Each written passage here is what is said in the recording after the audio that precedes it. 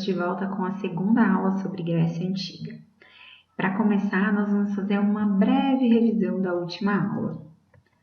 Bom, na última aula nós falamos sobre o território grego e como a geografia montanhosa ao norte e planícies férteis ao sul possibilitou e auxiliou a fixação dessa civilização lá. Falamos de dois conceitos, Hélade, que contempla a formação continental, peninsular e insular da Grécia Antiga, bem como as práticas culturais que vão ser características desse povo, e a Magna Grécia, que além desse território já citado, soma-se colônias que foram surgindo devido às diásporas gregas, que nós vamos falar da primeira delas na aula de hoje. E por fim falamos da civilização minoica, que também conhecida como civilização cretense, que é a civilização formada na ilha de Creta, que foi o primeiro polo cultural da Grécia Antiga. Na verdade, no período pré-homérico, pré-Grécia Antiga, vamos dizer assim. E para começar, a gente vai falar um pouquinho da periodização histórica da Grécia Antiga, que contém 5 períodos. O primeiro período é o período micênico. O período micênico tem esse nome porque a cidade principal deles é Micenas, e é nesse momento que começa o processo de assentamento, de construção, e é nesse momento que a gente tem também a primeira diáspora grega. O segundo período é o período homérico, que tem esse nome por conta das obras de Homero. Homero que escreveu Ilíada e Odisseia, contando a viagem do seu personagem à Guerra de Troia. Nesse momento, a gente tem novas comunidades formando e a gente vai ter o segundo processo de diáspora grega.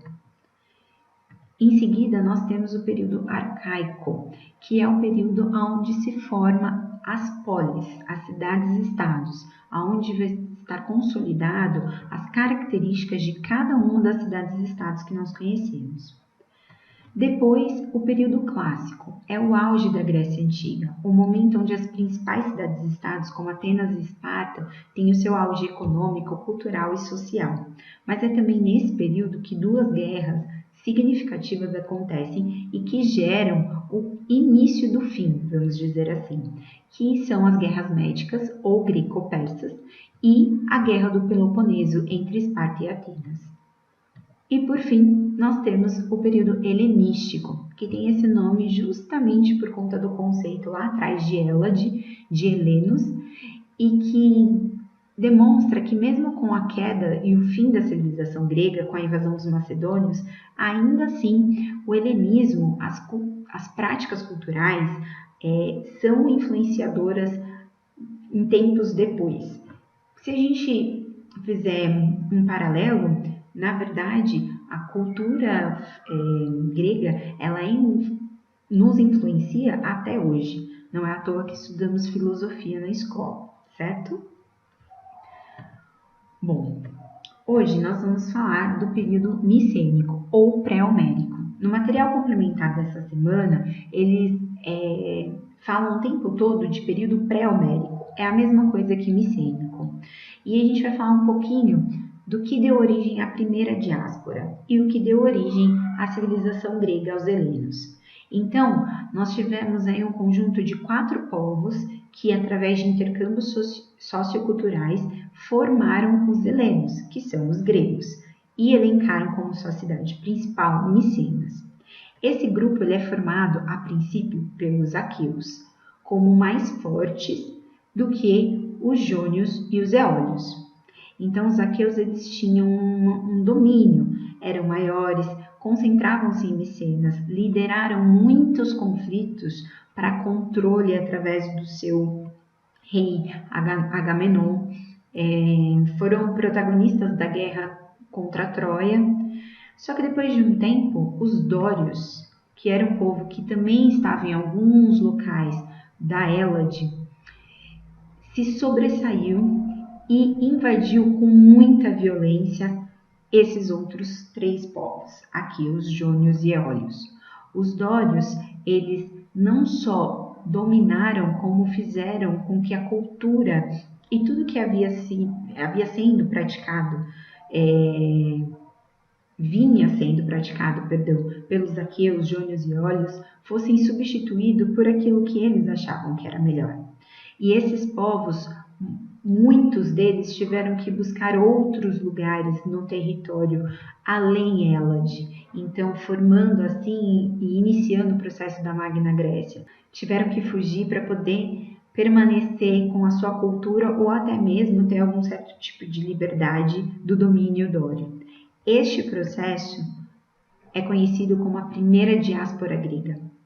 Então, a princípio, os aqueus dominaram a região, sediado principalmente por Micenas.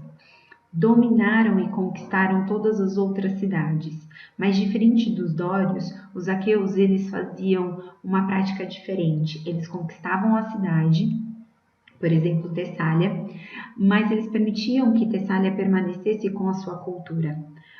A diferença é que eles passavam a respeitar e a prestar obediência ao rei de Micenas. Com a chegada forte dos dórios vindo do norte, muitos povos acabaram migrando, principalmente os aqueus, e começaram a ir para partes da Ásia Menor.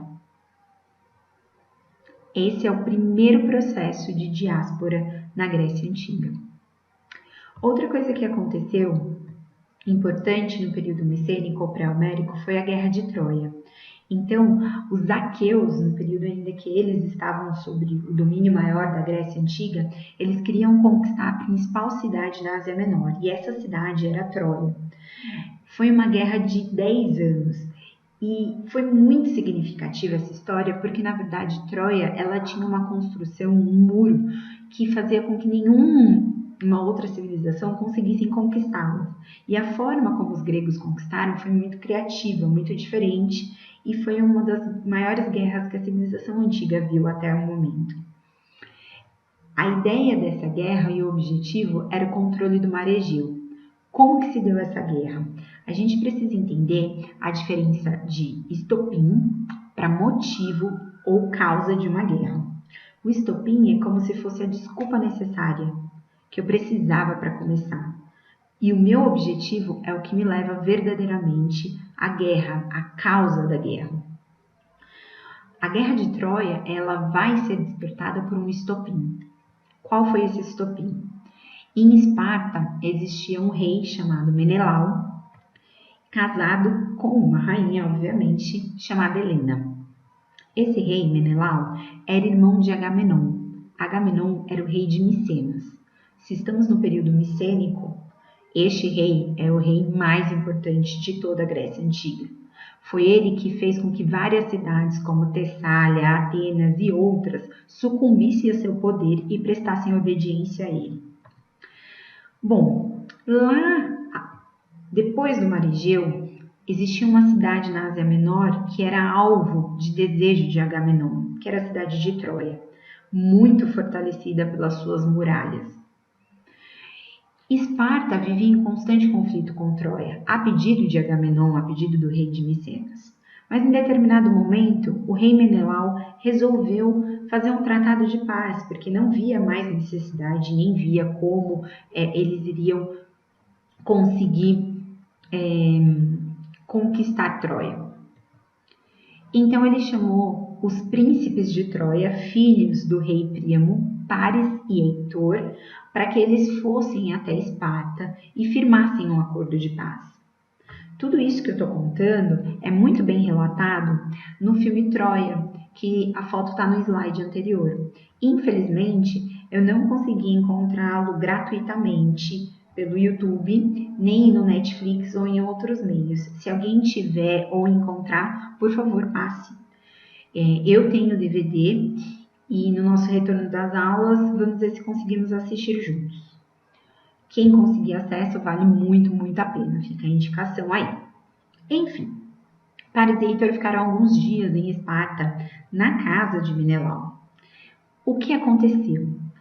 Paris Novo se apaixonou por Helena, uma mulher muito bonita. Dizem que ela parecia uma deusa, de tão bonita que era.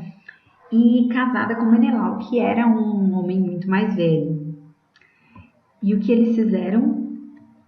Fugiram. Quando Heitor partiu, Paris escondeu Helena dentro do barco. Isso contou quando eles já estavam em alto mar. Dizem que isso deu início à Guerra de Troia. O fato é que isso foi o estopim para que Agamenon começasse a guerra contra Troia. Por que o estopim? O objetivo de Agamenon juntando toda a Grécia Antiga para ir numa guerra contra Troia, não era defender a honra do seu irmão, muito menos trazer de volta a esposa dele. O objetivo dele era conquistar Troia e controlar o mar Egeu, mas ele precisava de uma desculpa para isso, e essa foi a desculpa. Se nós fizermos um paralelo bem atual, nós podemos pegar o 11 de setembro como estopim para a guerra contra o Iraque. O Bush tentou por várias vezes deflagrar uma guerra naquele território e ele nunca conseguiu. E algumas teses dizem que a desculpa que ele precisou foi justamente os atentados terroristas de 11 de setembro que mataram cerca de 3.000 pessoas em Nova York. Se tiver dúvida, vai colocando no post, ok? Bom, sendo assim, com essa desculpa, Agamenon juntou a maior frota que a civilização antiga já viu e foi rumo à cidade de Troia. Atravessou o mar Egeu e foi lá na cidade de Troia. Conquistou a praia, mas não conseguia de forma alguma adentrar as muralhas da cidade de Troia. E quando os gregos já estavam quase desistindo de tentar conquistar Troia, um grego teve a ideia, um grego chamado Ulisses, que é o personagem principal também dos livros de Homero, Ilíada e Odisseia, ele teve a ideia de construir um cavalo. Sim, um cavalo. O povo troiano era extremamente religioso e tudo para eles tinha muito sentido e significado quanto aos deuses. Ele resolveu construir um cavalo, deixando esse cavalo lá como se fosse uma oferenda, uma oferta para os deuses troianos.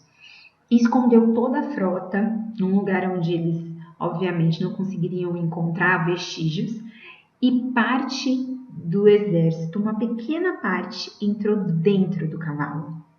Esse cavalo foi carregado pelos próprios troianos para dentro das muralhas da cidade de Troia. E ao anoitecer, o exército, parte do exército que ali dentro estava, uma pequena parte, saiu do cavalo, abriu os portões e conquistou Troia. É por isso, não sei se vocês já ouviram falar da expressão presente de grego, quando você ganha um presente horrível, uma meia de presente, e você fala, nossa, que presente é esse? Que presente de grego? É justamente por conta desse cavalo que foi presenteado pelos gregos aos troianos e ajudou na conquista de Grécia sobre Troia. Tudo bem? Por fim, as características econômicas desse período são características que vão perdurar por quase todos os períodos da história da civilização grega.